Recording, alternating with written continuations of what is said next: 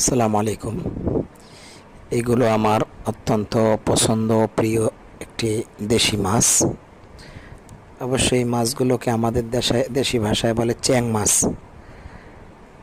এই চ্যাং মাছের শুদ্ধ একটা নাম আছে, আপনারা কেউ জানলে বলে থাকবেন এবং কার কার পছন্দ বলবেন। আসসালামু আলাইকুম। এগুলো আমার অত্যন্ত পছন্দ ও প্রিয় একটি দেশি মাছ।